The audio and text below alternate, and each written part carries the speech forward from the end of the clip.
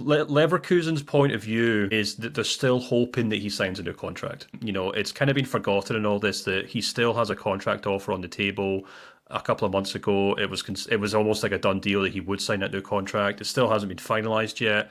But what he does with that contract really will dictate what Leverkusen do going forward. So what I was specifically told was that if he doesn't sign a new contract extension, he will be sold this summer. They don't, as you said, they absolutely do not have to sell him. They can keep him, but at the end of the day, Leverkusen are a club that do focus on making sure they get the top price for their players when they sell them. That's kind of what it comes down to. They said if he doesn't sign a new contract, they will sell him this summer because letting him run down to the final year of his contract, the way they view it is that the club can demand far less. And it's also worth bearing in mind that we're now in this era of football where top tier players like Wirtz can be easily enticed into the idea of just running their contract down to zero, because if a Real Madrid or a PSG or Man City or Man United, if they ever get back on their feet, can come around when their players within 12 months of their contract and say, look, why don't you just stay put for a year? Don't get injured, try and stay fit, but if you're willing to run your contract down, we'll add an extra 5 or 10 million euros to your salary every year. And we've seen that with a number of players.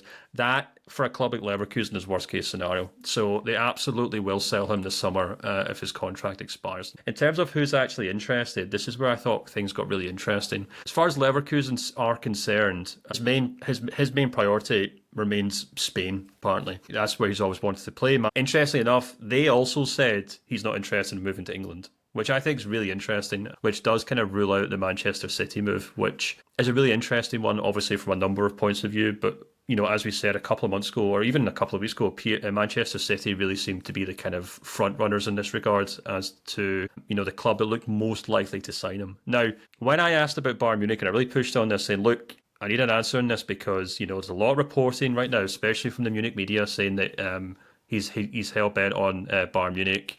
His parents are dead keen on Bayern Munich. What's going on there? And the impression I got was, number one, the family stuff's been a bit overplayed because Leverkusen have a very good relationship with Wirtz's family. People might not know this, but his sister played for Leverkusen for a number of years as well. Leverkusen took him in as a young player from Cologne, which I'm sure Cologne fans don't appreciate, but they helped him not only develop to the player that he is now, but also helped him with his rehabilitation and what could have been a career-ending injury. Leverkusen still have a really good relationship with his family. It's not as if they're all, dying to will Bayern Munich fans or anything like that.